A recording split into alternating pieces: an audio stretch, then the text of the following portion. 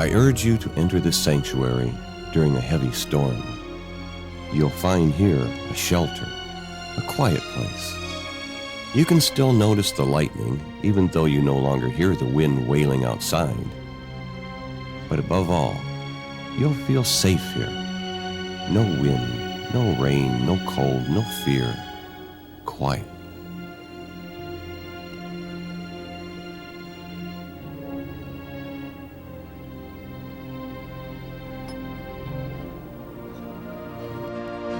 Now your everyday life is far away, if only for a moment.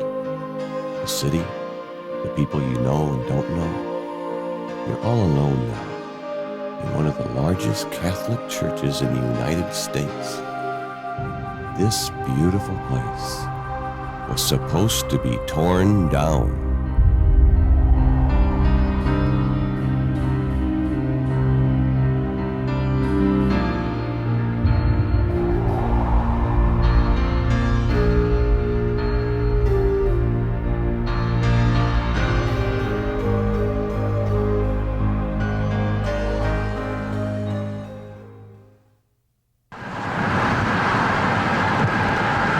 St. Mary of the Angels was built in the years 1915 to 1920 by Polish immigrants for whom the church represented the only place where they felt at home. It was also in this church where they had their social and cultural life, where they knew the language, their traditions, and understood one another. They could meet their friends here, send their children to the school, and find help. Because it was a part of them, they also helped to maintain the church. 80 years I'm here, because I'm 80 years old. I was born here. Years have passed. St. Mary of the Angels neighborhood has changed, and so did the parishioners. The church, there was more people going than now. There's not many going now like there was. Then we had 8 masses. Now we only got 4.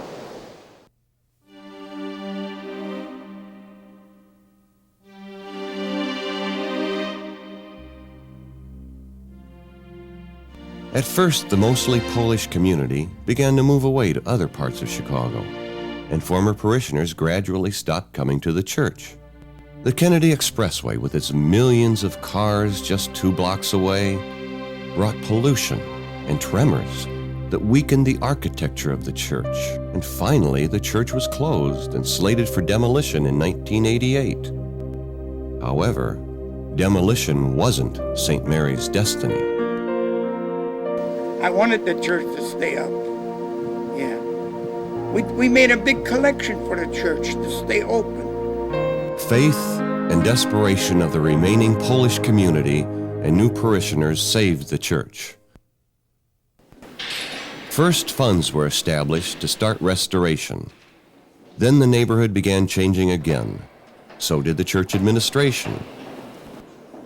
Under new management, with the priests of the prelature of Opus Dei, and with help of all parishioners and friends, St. Mary of the Angels has come back to life and once again has become a pearl of architectural beauty.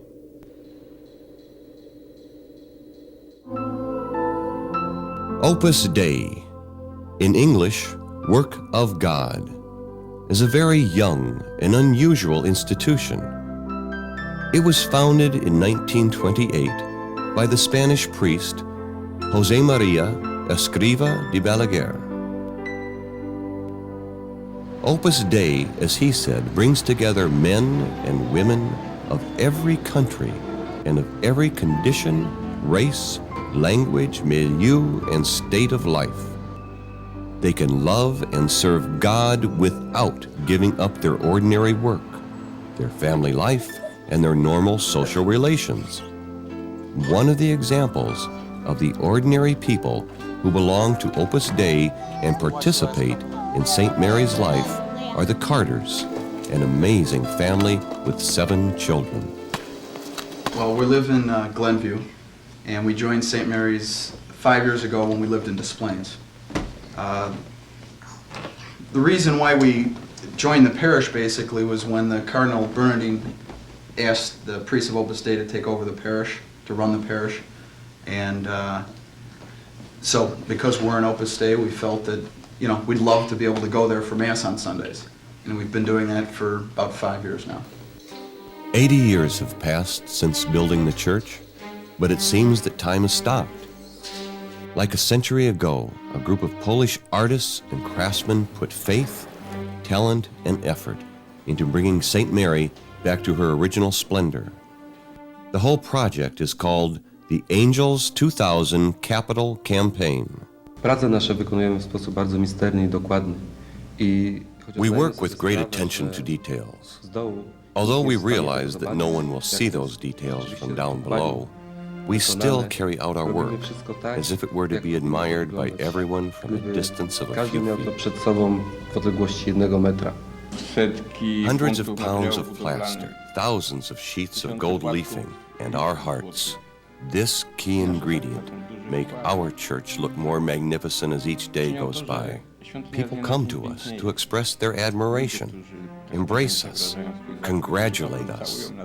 This is my greatest experience of success.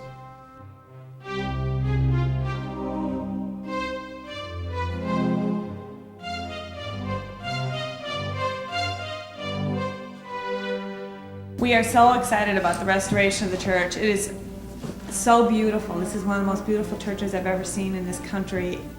Monumental shapes, magnificent paintings, gilding, gold leafing, altars, and new lighting make the church look awesome. Restauracja kościoła The restoration of a church cannot be compared to the remodeling of a house or other such dwelling, because you need here a strength that is spiritual. potrzebne jest do tego wsparcie We are duchowe. fully aware that when we paint religious artifacts, we have to involve our entire heart, our whole soul.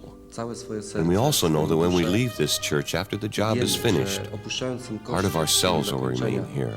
Restauracji, Whenever we come back here, cząstka nas. we will be able to tell Kiedy ourselves, wrócimy, I have left here part of my heart. ja tu zostawiłem kawałek swojego serca.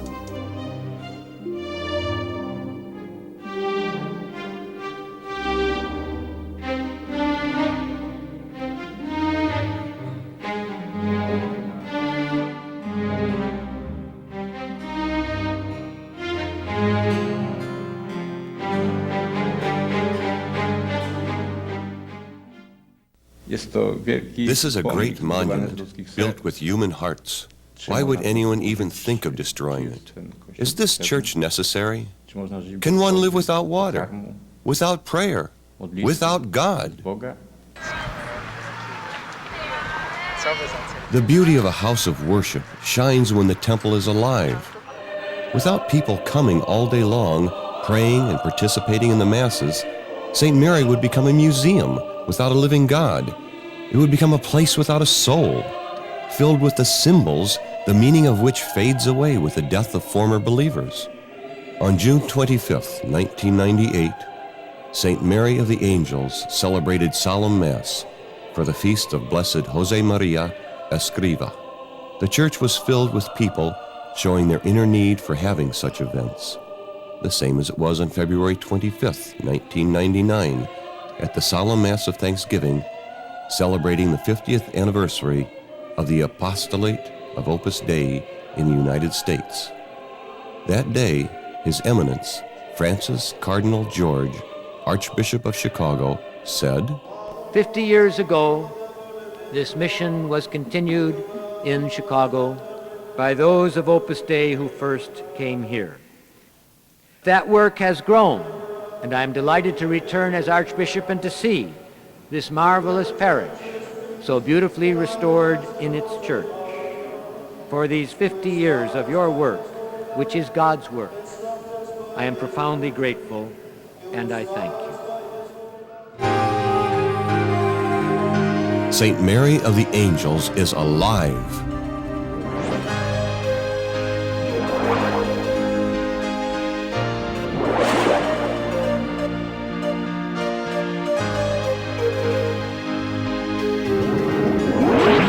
New worshipers made the church live again.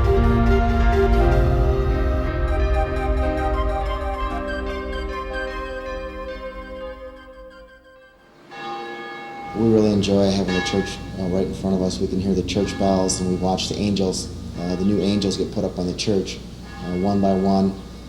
Each one is redone, and they're really tall. They're like 9 feet tall, so it's really wonderful to see them all get put up. As I'm sitting here now, I can see the church and an angel right here, so it's a really beautiful view.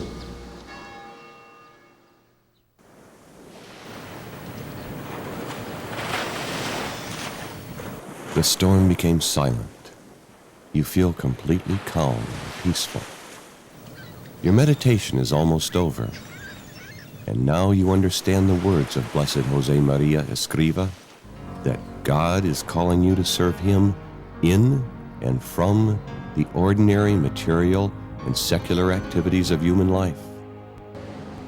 He waits for us every day, in the laboratory, in the operating theater, in the army barracks, in the university chair, in the factory, in the workshop, in the fields, in the home, and in all the immense panorama of work. Understand this well. There is something holy, something divine, hidden in the most ordinary situations, and it is up to each one of you to discover it. And now slowly, you return to the world surrounding you. You find yourself in the heart of Bucktown in Chicago, where St. Mary of the Angels continues her truly evangelizing presence in our community. You look at other people, and you wonder if they have ever had the same experience as you. You wish they could learn and understand what you have already learned and understood. Well, if you want to be an active member of the church, you make the time, and it actually makes you feel better being involved and being a member of the parish community. I'd like the church to be open all the time, never closed. Today, so many people do not believe in God.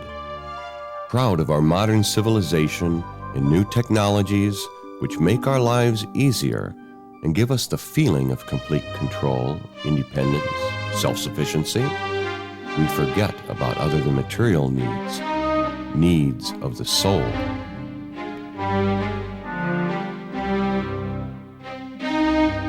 Maybe today we should look more critically at our perfect material world, and maybe we should reach deeper into our souls to exploit and fulfill the need that is the most important for every human being, the need to be truly connected and united with God. We are the ones who benefit from that relationship.